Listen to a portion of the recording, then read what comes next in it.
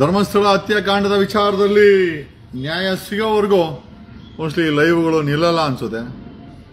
ನಮಸ್ಕಾರ ಕರ್ನಾಟಕ, ನಮಸ್ಕಾರ ಬೆಂಗಳೂರು, ನಮಸ್ಕಾರ ಧರ್ಮಸ್ಥಳ. ಮತ್ತೊಂದು ಶಾಕಿಂಗ್ ನ್ಯೂಸ್ ಏನಂತ ಗೆಸ್ ಮಾಡಿ. 5 ಪಿಟ್ ಓಪನ್ ಮಾಡಿದ್ದಾರೆ. 5 ಪಿಟ್ಟಲ್ಲಿ ಎಲ್ಲೂ ಕೂಡ ಕಳೆ ಬರ ಸಿಕ್ಕಿಲ್ಲ. ಪಿಟ್ಟ ಅಥವಾ ಚಟ್ಟನ. ಇಲ್ಲಿ ಪೊಲೀಸ್ ಇನ್ಪುಟ್ಸ್, ನನಗೆ ಬೇಕಾದಂಥ ಪೊಲೀಸ್ ಇನ್ಪುಟ್ಸ್ ಏನು ಹೇಳ್ತಾ ಇದೆ ಅಂತಂದ್ರೆ, ಜಗ್ಗಣ್ಣ ಮಾಸ್ಕ್ ಹಾಕಿರೋ ವ್ಯಕ್ತಿ ಇದ್ದಾನೆ, ಆ ಮಾಸ್ಕನ್ನು ತೆಗೆಸು.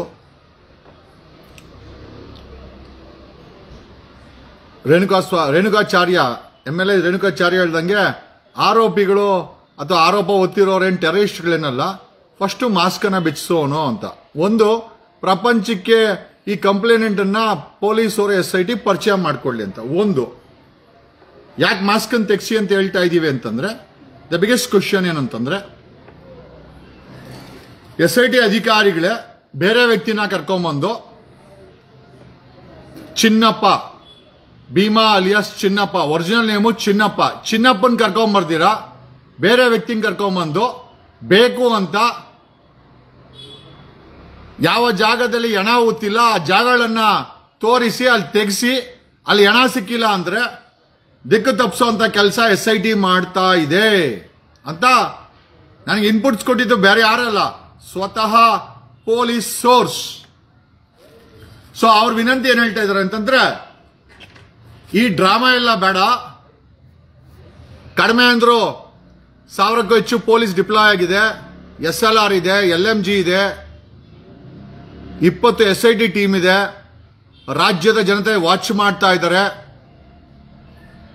ಸಾವಿರಾರು ಟಿವಿ ಕ್ಯಾಮೆರಾಗಳು, ಮೊಬೈಲ್ಗಳು ಹದ್ದುಗಣ್ಣಿನ ತರ ಈ ಎಂಟೈರ್ ಇನ್ಸಿಡೆಂಟ್ ವಾಚ್ ಮಾಡ್ತಾ ಇದೆ. SIT ಅವರು ಭೀಮಾ ಅಲಿಯಾಸ್ ಅವನು ಹೊಸ ಹೆಸರು, ಅವನ ನಿಜವಾದ ಹೆಸರು ಅವಾಗಲೇ ಹೇಳಿದೆ, ನೀವು ಕೇಳಿಸ್ಕೊಂಡಿರ್ಬೋದು. ಅವನ ನಿಜವಾದ ಹೆಸರು, ಅವನ photo, believe it or not, ಅವನ ಫೋಟೋ ನಮ್ಮ ಹತ್ರ ಇದೆ. ನಮ್ಮ ಡೌಟ್ ಏನು ಅಂತಂದ್ರೆ, ಆ ಮಾಸ್ಕ್ ಹಾಕಿರೋ ವ್ಯಕ್ತಿ ಭೀಮಾ ಅಲ್ಲ. ಆಮೇಲೆ ಇನ್ನೊಂದು ಅಬ್ಸರ್ವೇಷನ್ ನೀವು ಮಾಡಿರ್ಬೋದು,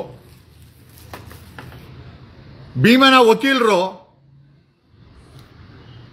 ಅವನನ್ನ ಜಡ್ಜ್ ಮುಂದೆ ಪ್ರೊಡ್ಯೂಸ್ ಮಾಡಿದಾಗ ಮೈಕಲ್ಲಿ ಸ್ಟೇಟ್ಮೆಂಟ್ ಕೊಟ್ಟು ಎಲ್ಲೋದ್ರು?